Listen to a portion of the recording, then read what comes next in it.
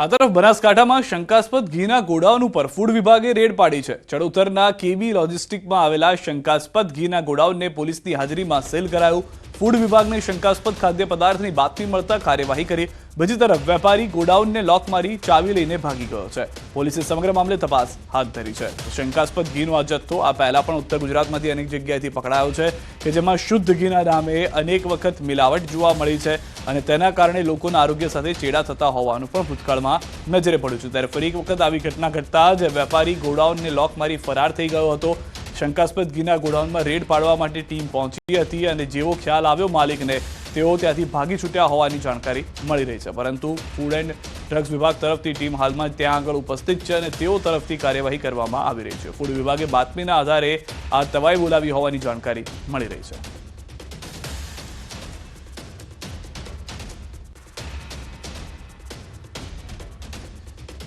પાલનપુરના ચડોતરની અંદર આ ગોડાઉન હોવાની જાણકારી છે। હજી પણ કેટલા આવા ગોડાઉનો ધમધમી રહ્યા છે તેને લઈને પણ તપાસ કરવામાં આવશે। વધુ માહિતી ન્યૂઝ 18 સંવાદદાતા કિશોર પાસેથી મેળવીશું। કિશોર, જે રીતની કાર્યવાહી છે, ગોડાઉન માલિક ખુદ તાળું મારીને ભાગી ગયો છે, વધુ શું જાણકારી? ચોક્કસથી આપણે જણાવ્યું કે જ્યારે ફૂડ એન્ડ ડ્રગ્સની વિભાગ જ્યારે માહિતી મળી હતી ત્યારે તે ગોડાઉન ઉપર પહોંચી હતી અને તે સમયે જ માલિક દ્વારા જે ગોડાઉનને તાળું મારીને માલિક ફરાર થઈ ગયા હતા। તે બાદ ફૂડ એન્ડ ડ્રગ્સ વિભાગની ટીમે પોલીસને બોલાવી હતી અને આજે સમગ્ર જે ઘીની જે ફેક્ટરી હતી તે ઘીની ફેક્ટરીને સીઝ કરવામાં આવી હતી અને વધુ તપાસ હાથ ધરવામાં આવી છે। પરંતુ અત્યાર સુધી જે ફેક્ટરીના માલિક હતા તે સામે આવ્યા નથી। સિદ્ધાર્થ, આભાર સમગ્ર માહિતી બદલ। તો હાલમાં ફેક્ટરીને સીલ કરી દેવામાં આવી છે, માલિકની શોધખોળ શરૂ રાખવામાં આવી રહી છે। ટ્રાફિકના નિયમોનું ભંગ કરનારાઓ હવે સુધરી જજો। સ્માર્ટ સિટી અમદાવાદમાં હવે એઆઈ બેઝ ટ્રાફિક મેનેજમેન્ટ કરાશે। અમદાવાદ પોલીસના 60 ટ્રાફિક મેનેજમેન્ટ કરતા વાહનોમાં એઆઈ કેમેરા યુક્ત ડેશકેમ લગાવાયા છે। Helmet, seat belt, wrong side, triple સવારી સહિતના નિયમોનું પાલન ન કરનારાઓને હવે એઆઈ બેઝ સિસ્ટમથી મેમો અપાશે। શહેરમાં ટ્રાફિક વ્યવસ્થા માટે ફરતા પોલીસના વાહનોમાં આ ડેશકેમ લગાવાયા છે।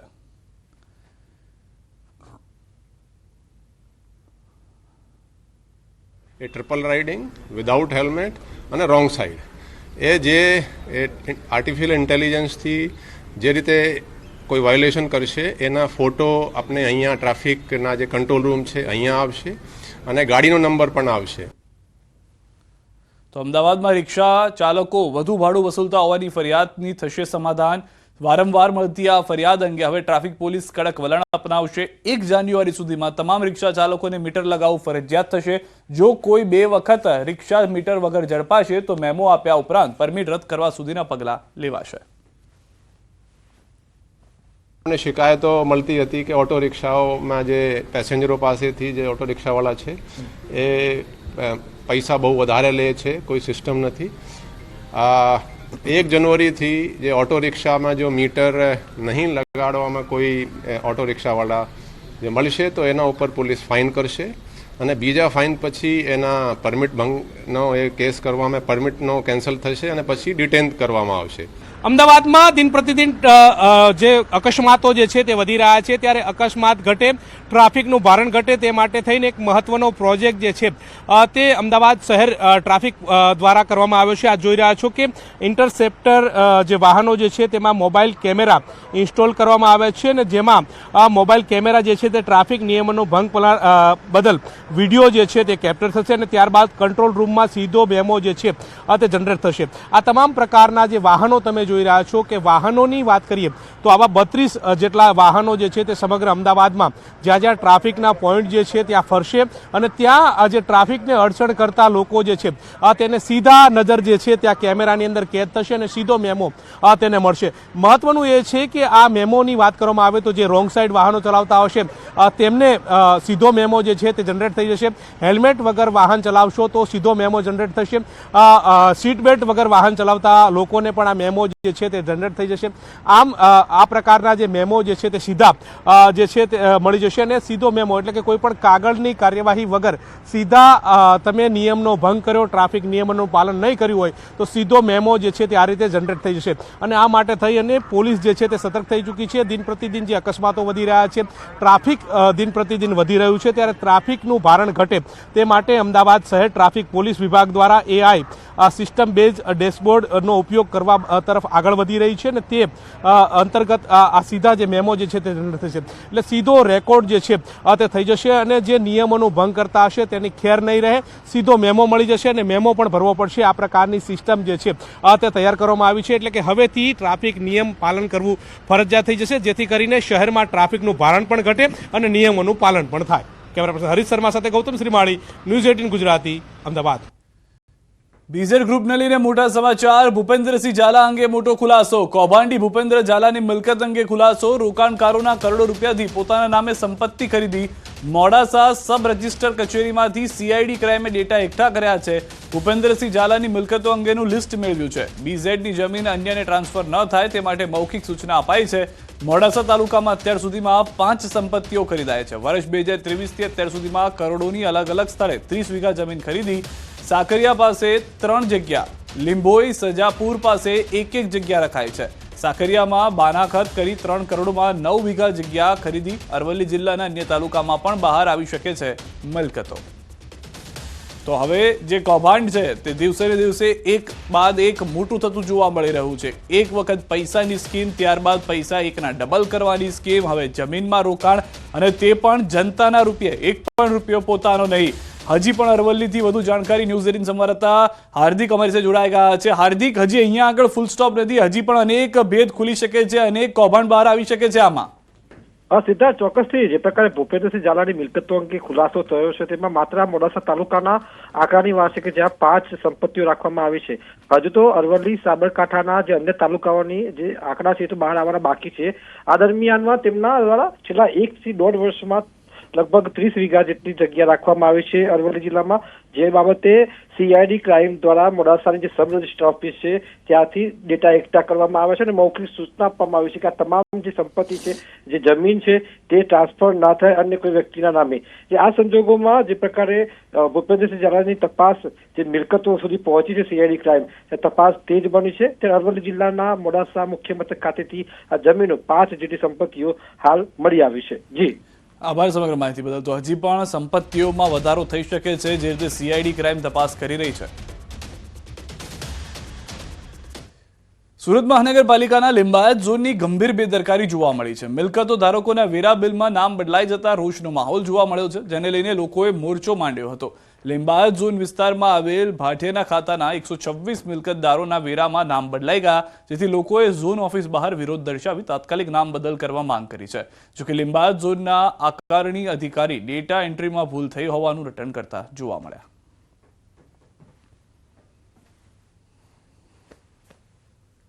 મારી પાસે કોઈ મોરચો આવેલો નથી અને આપને અત્યારે વાત થઈ કે રેલ રાત કોલોનીમાં કોઈ નામ ઉપર ચડી ગયું છે.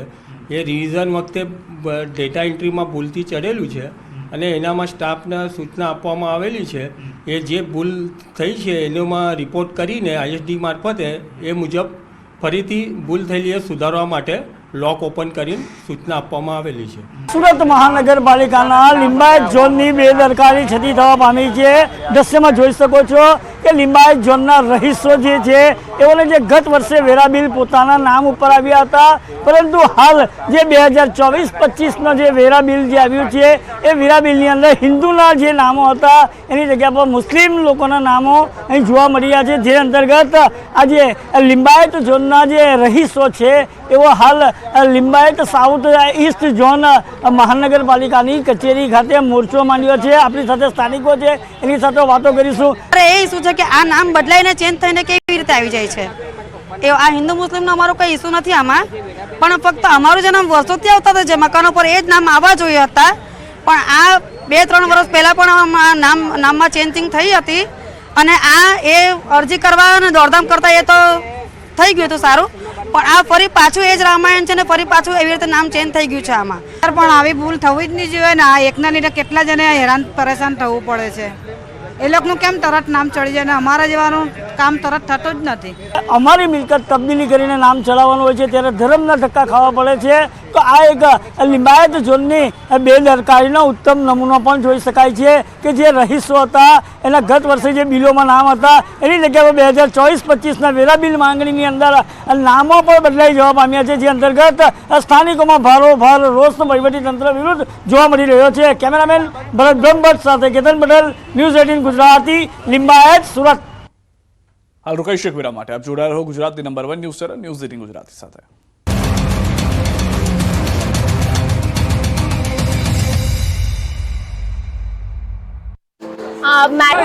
આંખમાં આંસુ, દિલમાં દર્દ, તંત્ર સામે આક્રોશ અને ચિંતાનું ફાટેલું આગ। દ્રશ્યો છે અંકલેશ્વરના। અંકલેશ્વર જીઆઈડીસીની ડેટોક્સ ઇન્ડિયામાં પ્રચંડ ધડાકા સાથે બ્લાસ્ટ થતા 4 લોકોના મોત થતા પરિવારજનો હિબકે ચઢ્યા। કોણ કોને શાંત રાખે તેવા દ્રશ્યો સર્જાયા। અંકલેશ્વર ઔદ્યોગિક વસાહતમાં આવેલી ડેટોક્સ ઇન્ડિયા કંપનીમાં મલ્ટી ઇફેક્ટ ઇવોપરેટર પર રેલિંગ લગાવવાની કામગીરી ચાલુ હતી અને ત્યારે વિસ્ફોટ થયો। સવારના 11:30 અને 12 વાગ્યાની વચ્ચે આ ઘટના ઘટી। બ્લાસ્ટ એટલો પ્રચંડ હતો કે એકની બોડી પ્લાન્ટની બહાર ઉડીને કંપનીના કેમ્પસમાં પડી। અંકલેશ્વરની ડેટોક્સ કંપનીમાં બ્લાસ્ટની ઘટના બાદ એક કામદારનો મૃતદેહ કંપની બહારથી મળી આવ્યો। બ્લાસ્ટમાં મૃતદેહો ફંગોળાયા હતા। બનાવની જાણ થતાની સાથે જ ફાયર ફાઇટર તેમજ સેફટી એન્ડ હેલ્થ વિભાગની ટીમ ઘટનાસ્થળે પહોંચી। આ તરફ પોલીસ કાફલો પણ ઘટનાસ્થળે પહોંચ્યો। બ્લાસ્ટની માહિતી મળતા જ લોકોના ટોળા કંપની બહાર એકઠા થયા। કામદારો દ્વારા વિરોધ પ્રદર્શન કરવામાં આવ્યો। કંપનીના ગેટ પર બેસી કામદારોએ હંગામો મચાવ્યો। અંકલેશ્વર જીઆઈડીસીમાં આવેલી ડેટોક્સ ઇન્ડિયા કંપની ઇન્ડસ્ટ્રીયલ વેસ્ટના નિકાલનું કામ કરે છે। ડેડિયાપાડાના ધારાસભ્ય ચેતર વસાવાએ 13 કિલોમીટરની પદયાત્રા યોજીને વિરોધ પ્રદર્શન કર્યું। ભરૂચ જિલ્લામાં ગેરકાયદે રેત ખનન, બિસ્માર રસ્તાઓ અને રોજગારીની માંગ સાથે રાજપારડીથી ઝઘડિયા સુધી 13 કિલોમીટરની પદયાત્રા યોજી, જેમાં મોટી સંખ્યામાં લોકો જોડાયા। અધિકારીઓ અને ભાજપ નેતાઓની મિલીભગતથી કૌભાંડ ચાલી રહ્યો હોવાનો ચેતર વસાવાએ આક્ષેપ કર્યો। તો બીજી તરફ ચોમાસામાં બિસ્માર થઈ ગયેલા રસ્તાઓનું હજુ સુધી સમારકામ ન થતા રોષ ઠાલવ્યો। ઉદ્યોગમાં સ્થાનિકોને રોજગારીને લઈને પણ આક્ષેપ કર્યા અને તમામ પ્રશ્નોના નિવારણ માટે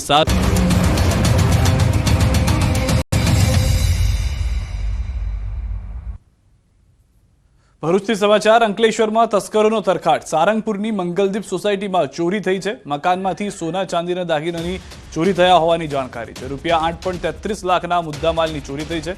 2 તસ્કરો સીસીટીવી કેમેરામાં કેદ થયા છે। જીઆઈડીસી પોલીસે તપાસ શરૂ કરી છે। लोग सो रहे थे, 5:30 बजे से बाहर से ताला काट के चोरी करके लेके गया। सब जितने सोना चांदी का जितना आइटम था सब चोरी करके लेके गया और आजू बाजू के सबके घर का लॉक बाहर से लॉक कर दिया था कि कोई बाहर निकल नहीं सके। हम लोग जब तक निकले तब तक वो लोग भाग चुके थे। पुलिस में फरियाद कर दी है। અમદાવાદમાં ચોરીની ઘટનાઓ દિન પ્રતિદિન વધી રહી છે। શિયાળાની શરૂઆતની સાથે ચોર ટોળકીઓ પણ સક્રિય થઈ ગઈ છે। વસ્ત્રાપુરના સત્યમ મંગલોઝમાં તસ્કરો ત્રાટક્યા હોવાની ઘટના જોવા મળી। સવારના 5 વાગે તસ્કરો ઘરમાં ચોરી કરવા ઘૂસ્યા, જેના સીસીટીવી પણ જોવા મળ્યા। છાના પગલે આવેલી ચોર ટોળકી સીસીટીવી ફૂટેજમાં સ્પષ્ટપણે દેખાઈ રહી છે। તસ્કરો રોકડ અને અન્ય બેગ ઉઠાવી ફરાર થઈ ગયા હતા। તો દ્રશ્યો આપ જોઈ રહ્યા છો કે કઈ રીતે ચોર ઘૂસે છે અંદર। જે ઘરની અંદર રખાવવામાં આવેલો કેમેરો હતો તેની અંદર બંને જે ચોર આવ્યા હતા, ત્યારબાદ ત્રીજો વ્યક્તિ જે ઘૂસે છે તેની ઘટના કેદ થઈ રહી છે। આ 2 દ્રશ્યો આપ જોઈ રહ્યા છો। એક તરફ ભરૂચની અંદર ચોરીની ઘટના કે જે સીસીટીવીમાં કેદ થઈ, બીજી તરફ ઘરની અંદર જે કેમેરો રાખવામાં આવ્યો હતો તેની અંદર આ ચોર ટોળકી આવે છે, જોવે છે આસપાસથી શું નીકળી શકે એમ છે, તેની બાદ ચોરી કરી ફરાર થઈ જાય છે। રાજકોટના જેતપુરમાં યુવતીનો આપઘાત। યુવતીના આગામી રવિવારે હતા લગ્ન પૂર્વે જ યુવતીએ ગળે ફાંસો ખાઈ જીવન ટૂંકાવ્યું। 25 વર્ષીય સુરભી રાવલિયાના આપઘાતથી ચકચાર। 1 વર્ષ અગાઉ યુવતીના ભાઈનું પણ બીમારીથી મોત થયું હતું। ભાઈના મોતથી ભાંગી પડેલ યુવતીને માતા પિતાને છોડીને સાસરે જવું ન હોવાથી આપઘાત કર્યો હોવાનું પરિવારજનોએ જણાવ્યું। મૃતકના મૃતદેહને જેતપુર હોસ્પિટલ સરકારી ખાતે પીએમ અર્થે ખસેડીને જેતપુર સિટી પોલીસે સમગ્ર મામલે તપાસ હાથ ધરી છે।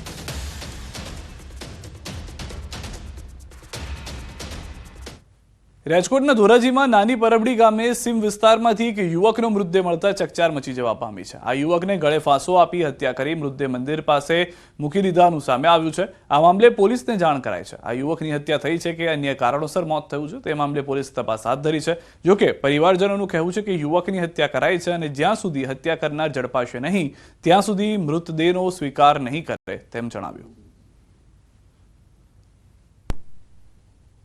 દીવાબત્તી કરવા આવ્યો અહીં મંદિરે ત્યારે આ પોઝિશન મેં આની લાશ જોઈ અને એની ગાડી પડેલી છે. ત્યાં પડેલો હતો બરોબર. મેં લાશને સ્પર્શ કરેલો નથી.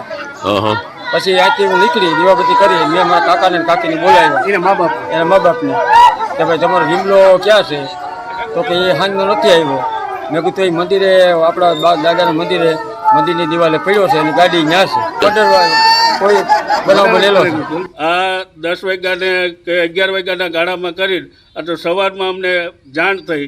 અમારા દાદા પરિવાર છે અહીંયા, અમારા સાગઠિયા પરિવારના સુરાપુરા દાદા, ત્યાં દીવાબત્તી કરવા આવતા અમારો ભત્રીજો એને આ જોયું અને અમને જાણ કરી. કોને કર્યું છે કઈ શંકા કોઈની ઉપર? શંકાસ્પદ હવે આમાં કેવી રીતે ખબર પડે સાહેબ? આ ડેડ બોડી જોતા લાગે છે કે એનું મર્ડર થયું છે અને જેની ઉપર શંકા છે એના નામ પણ આપવામાં આવ્યા છે. ધોરાજી પોલીસ અહીંયા ઉપસ્થિત છે. તાત્કાલિક જે આરોપીઓ છે એની ધરપકડ કરે અને પંચનામું અને ડેડ બોડીનું પીએમ થયા બાદ એ લોકો વિરુદ્ધમાં ગુનો દાખલ કરીને તાત્કાલિક આરોપીઓને પકડવામાં આવે. જ્યાં સુધી આરોપીઓને પકડવામાં નહીં આવે ત્યાં સુધી અમે અનુસૂચિત જાતિ સમાજ દ્વારા નક્કી કરેલ છે કે આ ડેડ બોડી સ્વીકારવામાં આવશે નહીં. બનાસકાંઠામાં વધુ એક દુષ્કર્મની ઘટના. દાંતીવાડામાં અપહરણ બાદ દુષ્કર્મમાં 2 શખ્સોએ ગાડીમાં કર્યું હતું અપહરણ. યુવતી પર કારમાં સામૂહિક દુષ્કર્મ ગુજાર્યું. દૂધ ભરાવીને ઘરે જતી યુવતીનું કર્યું હતું અપહરણ. દુષ્કર્મ બાદ ગઢ નજીક યુવતીને છોડી ફરાર. યુવતીએ પેટ્રોલ પંપ પરથી પરિવારને કરી જાણ. પોલીસે અજાણ્યા શખ્સો સામે નોંધી છે ફરિયાદ.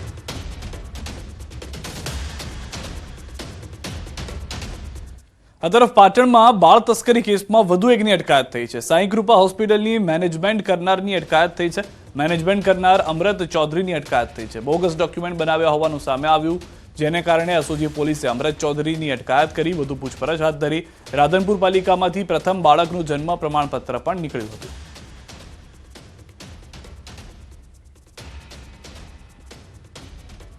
અંબાજીના ગબ્બર તળેટીમાં 51 શક્તિપીઠ મંદિરોની પ્રતિકૃતિવાળી 51 શક્તિપીઠ મંદિરોની સ્થાપના કરવામાં આવી છે. એક જ દિવસમાં એક જ જગ્યાએ તમામ શક્તિપીઠના દર્શનનો લાભ લઈ શકાય તે માટે અંબાજીના ગબ્બરમાં 51 શક્તિપીઠ મંદિરોની સ્થાપના કરવામાં આવી, જેના પ્રચાર પ્રસાર માટે અંબાજી મંદિર દેવસ્થાન ટ્રસ્ટ દ્વારા એક અલાયદો અંબિકા રથ બનાવી ગુજરાતના વિવિધ વિભાગોમાં પ્રચાર માટે મોકલવામાં આવે છે, જેના આજે 3જા રાઉન્ડની શરૂઆત કરવામાં આવી છે. અંબિકા રથમાં માતાજીની આરતી પૂજા કરીને મંદિરના અધિક કલેક્ટરે માતાજીની ધજા લહેરાવી અંબિકા પ્રસ્થાન કરાવ્યું હતું. આ રથ 1 મહિના સુધી બનાસકાંઠા, પાટણ અને મહેસાણા જિલ્લાના વિવિધ ગામોમાં પરિભ્રમણ કરશે. ગામડે ગામડે ફરી સંતોની નોંધણી કરશે અને માતાજીનો પ્રસાદ ગામડે ગામડે પહોંચાડવામાં આવશે અને એ દ્વારા સૌ ભાવિ ભક્તો, માઈ ભક્તો અહીંયા અંબાજી સાથે અંબાજી આવે, 51 શક્તિપીઠ પરિક્રમા કરે, ગબ્બર ખાતે દર્શન કરે, એ શુભ આશયથી આ રથ આજે પ્રસ્થાન કરાવ્યું છે.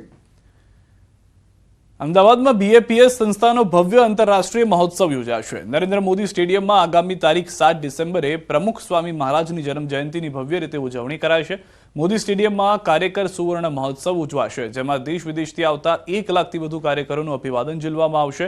આ ઉજવણીથી પ્રમુખ સ્વામી મહારાજને તેમના જન્મદિવસ નિમિત્તે વિશિષ્ટ ભાવાંજલિ અર્પણ કરાશે. આ સમારોહમાં BAPSના આધ્યાત્મિક વડા મહંત સ્વામી મહારાજ ઉપસ્થિત રહેશે. સાથે કેન્દ્રીય ગૃહમંત્રી અમિત શાહ અને મુખ્યમંત્રી ભૂપેન્દ્ર પટેલ સહિત અનેક મહાનુભાવો હાજર રહેશે. મહોત્સવની તડામાર તૈયારીઓ શરૂ કરી દેવાઈ છે.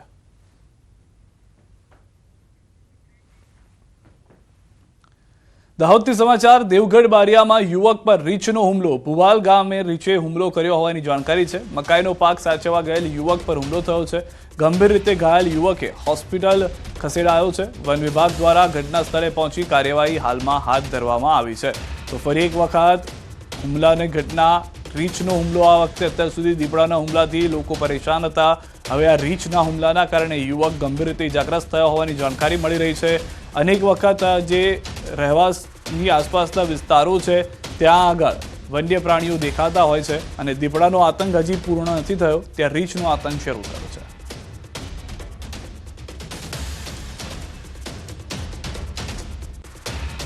મકાઈનો પાક સાચવવા ગયેલ યુવક પર આ હુમલો થયો હોવાની પ્રાથમિક જાણકારી મળી રહી છે કે યુવક જે છે તે ખેત કામ સાથે જોડાયેલો હતો અને મકાઈનો જે પાક હતો તે સાચવવા ગયો હતો. સમાચારોમાં અત્યારે બસ આટલું.